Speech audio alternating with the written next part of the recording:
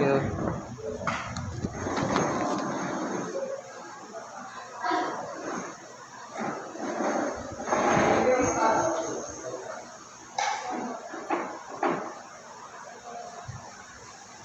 Ayan. Magandang hapon sa aking lahat. Nagdidinig niyo ba ako? Ayan. Sige. Okay. Actually, I was tasked to discuss this topic sa September pa. Pero dahil medyo busy na that time, makipag-usap na lang ako kay Kuya Cha. Supposedly si Kuya Cha yung message niya. Pero, yun nga, may nakaplano na si Lord yung bakit ginagawin niyo na sunod niya. So, ang topic na napunta sa akin ay word or world. Tama ba yung nasa ko? Ayan. So, ayan. And then, verse is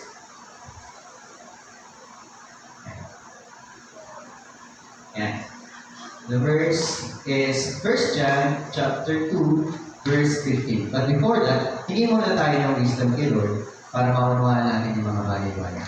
Yung po tayo, Lord, maraming pong salamat sa hapon ito. Maraming salamat po kahit nandun yung init ng panahon, ibinigyan ko kami ng buhay, lakas, na ginagamit namin upang sabayin ka, buhin ka, at makinig sa inyong mga salita.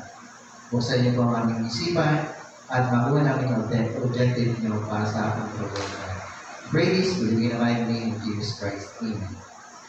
Bago kami simula, pwede mo pakilabas yung mga cellphone niya. Yan. Tapos punta kayo ng notes. Notes. Kasi hindi lahat ng sasabihin ko matatandaan niyo. That's why gusto ko magpunta kayo sa notes. Tapos, sa darating na panahon, eventually magagamit niyo yan. Kaya, yung mga makukuha niyong terms, yung makukuha niyong mga key terms, na galing na rin kay Lord yan, at galing na rin sa mga experience ko, at sa experience ng ibang tao, na napagtanungan ko, kasi ako ay isang tipo ng tao na mahilig mo tanong-tanong. Lalo na sa matatanda, napakasarap makipag-usap sa matatanda kaysa sa mga kailan ko. Kasi mas marami sa nakaalam. Okay? Kami experience na mag-decide or mapunta sa isang sitwasyon na kailangan mo talagang mamili sa dalawang bagay. Is it it or is it B? Na-experience nyo na ba yun? No? Dapat ba ako magtrabaho o dapat ba ako mag-aral? Dalawa mo na ito. Na-experience nyo na. Anong sitwasyon sa buhay yung pinaka-nahirapan ka? Ha? Sino ang pipiliin ko? Siya ba o siya ba? Yan. Diba? Sige, si Ate Adina, nasa mo na ba yung mamili na nahirapan ka? Kahit hindi naman sa panliligaw siya. Kahit sa ang sitwasyon na mas pwede ng buhay.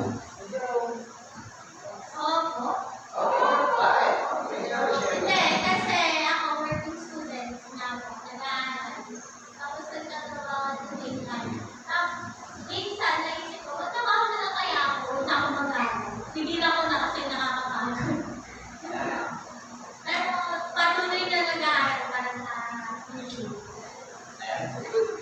Pakasunod po yung natin sa word or world. No? Kung ano ba yung ibig sabihin yan at kung paano yan makakatulong sa ating pang-araw-araw na pagdedesisyon ay pag-aralan natin. Sige po? Yan. Sabi dito sa 1 John 2 verse 15, pakibasa? Go!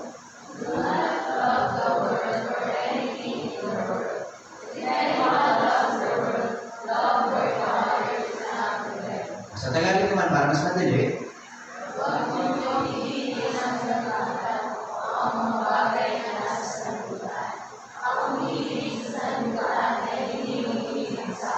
Ayan. Kung makikita nyo, in English lang, at in Tagalog lang, yung salitang word at word. Kung sinabi natin word, alam naman natin sa libutan. Kung sinabi natin word, na pakinggan ko kanina, sa mga sagot kanina, salita ng Diyos. Pero mamaya, ididibdig pa natin siya kung ano ba talaga yung word at kung gaano ito kahalaga sa buhay natin. Are you listening? Alright, good. So, sige.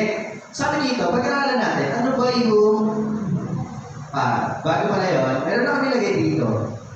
Alam niyo ba, isa sa pinakamagandang regalo na binigay sa atin ni Lord ay yung tinatawag ng free will. Sabihin niyo ka, free will? ulitin ko, ang isa sa pinakamagandang regalo na binigay sa atin ni Lord ay free will. Kalayaang pumili. Yan. Hindi tayo dinesign ni Lord na parang isang robot. Kundi binigyan niya tayo ng kalayaan na pumili. At sa buong Biblia, ito yung verse na may kinalaman sa free will. Anong verse yun?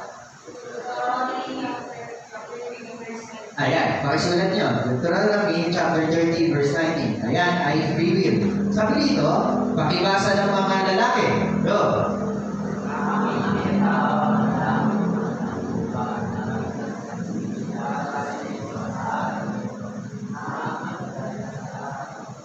Nagdududa na talaga ako kung lalaki kayo, ano? Kasi hindi nyo nilalakasan, ano?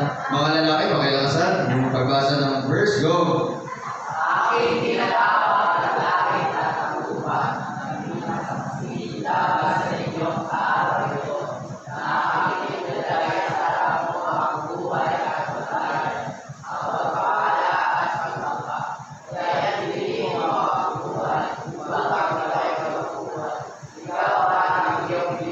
Ayan, kung makikita ninyo, kung nagbabasa tayo ng Bible, alam ko naman, lahat tayo na magbabasa ng Bible, maraming sitwasyon kung saan nagkaroon ng intervention si Lord. Na ito yung nangyari kay Joseph kasi may plano siya.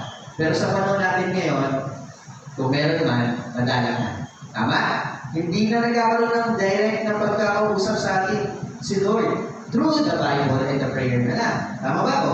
Kaya, mas mahirap na ngayon kumpara dati. Kasi kapag may nagtanong, sa tulad si Moises, buto siya ni Lord kung ano talaga yung gagawin. Pero kayo, halimbawa sa pag-aaral, Lord, ano ba gagawin mo sa pag-aaral?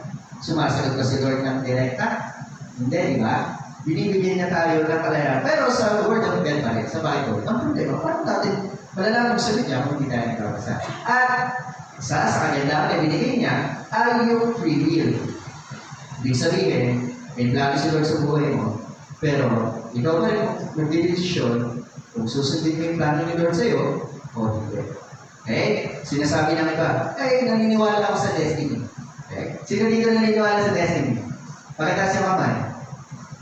Sino naniniwala sa destiny? Ayan, alam niyo yung salitang destiny. O yung sino hindi naniniwala sa destiny, pakitaas yung kamay. Yan, okay. Yan, okay. Yung iba, abstain lang, I abstain. Parang si Kiko Versailles lang, I abstain.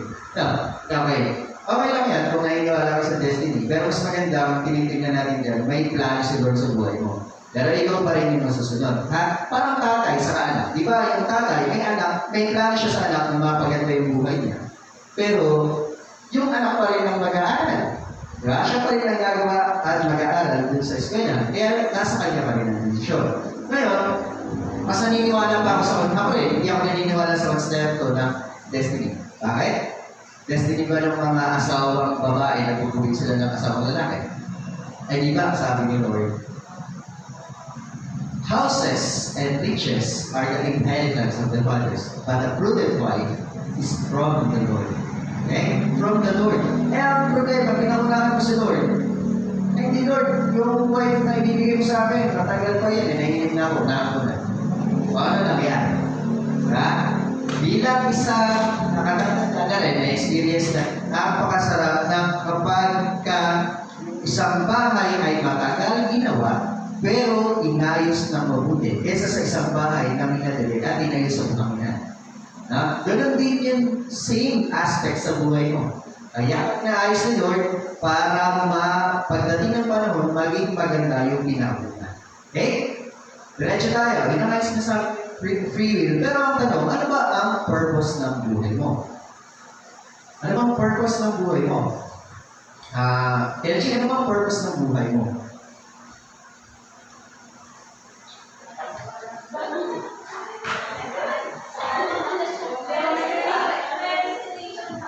Recitation pala. Sige. Si Kuya, Dad. Ano bang purpose ng buhay mo?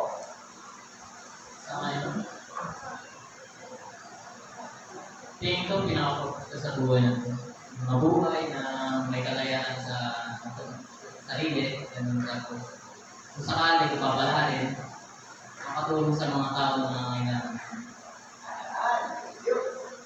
At alam niyo na ba sa sarili niyo, paano mabuhay? Anong purpose ko? Anong meaning ko? Natanong niyo na ba yan? Kasi you are already in the age of role identity and confusion. Ayon kay Eric Erickson. Pag-aaralan niyo yun sa college. Ngayon, ibig sabihin pala, nakakalito talaga kung bakit parang nabuhay. Kaya yung iba, hindi makita yung purpose ng buhay nila. Ang ginagawa. Ang ginagawa ng iba, they take their lives. Diba? Nagpapakamatay na. Pero sa Biblia, ito yung isang talata kung saan makikita natin yung purpose natin. Okay? Pakibasa nga. Ecclesiastes, magkulang ng isang letter C. Tama ba? Ecclesiastes 12 verse 30. Pakibasa ng mga babae. Go!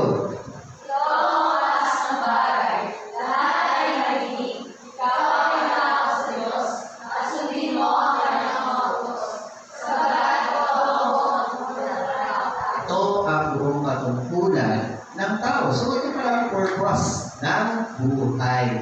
No? Sundin mo ang kanyang mga utos at matakot ka sa Diyos. Pakisulat, purpose. Yan. Tapos, pag-aralan niyo rin sa bahay, alam niyo ba, bukod sa buhay na binigay sa atin sa kabilang buhay, pwede pa rin tayo magkaroon ng iba pang buhay bukod sa buhay natin ngayon. So, paano paraan? Sa pagbabasa. If you don't, pakinggan niyo ito, ano? If you don't read books, you are only living one life. But if you are reading books, then you have lived all lives of all those people that you have read. Na para bang kapag nagbabasa ka, di ba naranasan niyo ba pag nagbabasa ka, about Genesis? Para bang ikaw si Adam? Di ba? Naranasan niyo ba yan? Ibig sabihin, habang nagbabasa ka, nasa sa buhay mo, yung binabasa mo. Ang problema, binabasa mo yung, ay, gabit na ganito. That's great din niya. O yung nasa sa buhay mo, nagagalit ka tuloy, napapa-comment ka. Di ba? Ayun na. So, mas maganda pa, ibalik din dati, yung magbasa ng libro. Magbasa kayo ng libro, basahin niyo yung lumang libro sa inyong mga tahanan na tinawagin ay Bible. Ha? Sa Bible, sa cellphone din, kaya lang, nakakatamad talaga magbasa ng Bible.